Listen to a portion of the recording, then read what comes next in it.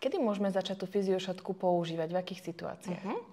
V tehotenstve sa prirodzene pánva rozťahuje v 3 spojoch na pánve. To je spoj v oblasti symfízy a v oblasti sakroiliakálnych klbných spojení. A tiež meknú nám väzy.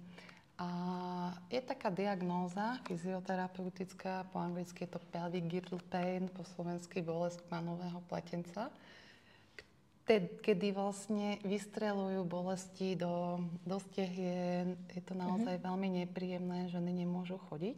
A veľmi jednoduchá terapia alebo pomôcka, šatka, naša fyziošatka, ona spraví krásnu službu v tom, že vlastne krásne spojí ten pletenec. Čiže to je ten vlastne pánový úväz v tehotenstve. Ďalšiu vec, ktorú potrebujeme urobiť v tehotenstve, to je napríklad už po tom 30. týždni, kedy to brúško je veľké a jedinú oporu, ktorú má zdola, sú tie svaly, tak vtedy je veľmi fajn zase to brúško podporiť. Mnohé žienky máme potrebu niekedy si to brúško tak chytiť a zdvihnúť ho hore, ale nemôžeme tak chodiť vlastne celé tehotenstvo, preto nám túto prirodzenú potrebu nahradí tá šatka. Ono je to vynikajúca prevencia proti diastáze, lebo tým, že vlastne to brúško trošku povytiahneme, tak tá linea alba, čo je spojenie brušnej steny, nie je tak veľmi namáhaná a znížime tam vlastne to pnutie v tej oblasti tej linea alby. Tiež je to vybratie toho trošičku, podvihnutie toho bábätka smerom z tej pánvy je veľmi fajn ako prevencia proti prolapsu, prepadu orgánov. Tiež nám potom menej tlačí na močový mechúr, tá maternica, čiže nemáme také časté nutkania, nepotrebujeme chodiť tak často na záchod. Ono je veľmi dobrá aj ako prevencia proti bolesti v krížovej oblasti, pretože jak to zdvihneme hore a jak dáme oporu, áno, odľahčíme.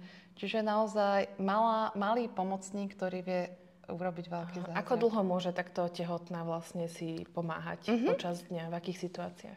Ono, tie šatky, takáto opora je vhodná na aktívnu časť dňa. To znamená, že aj žena, ktorá napríklad, tehotná žena ešte chodí do práce, keď má napríklad prácu, kde veľa stojí, kde veľa chodí, alebo môže si tú šatku iba hodiť do kabelky a keď vie, že teraz bude potrebovať prekonať nejakú vzdialenosť, alebo je to mamička staršieho dieťatka a je s ním na ihrisku, musí sa zohýňať po to dieťa a tak ďalej, tak môže si to iba tak, nemusí si to už doma uväzovať, ale môže to byť ako jej taká prvá pomoc. Sú nejaké situácie alebo stavy, kedy to nie je vhodné v tehotenstve, toto viazanie?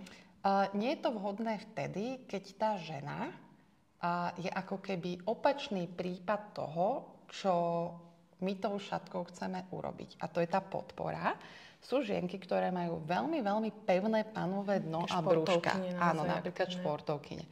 A tam vlastne to brúško je veľmi obopnuté, to bábätko, tak tam vlastne častokrát, keď cítime také pnutie, to nie je vecou, že potrebujeme oporu zvonku, ale práve je to vecou toho, že potrebujeme tú brušnú stenu povoliť, aby to bábätko malo. Ale väčšinou je to teda ten opačný prípad takýchto aktívnych, naozaj vyšportovaných žien, tehotných nie je asi až tak veľa ako tých s tými voľnejšími brúškami.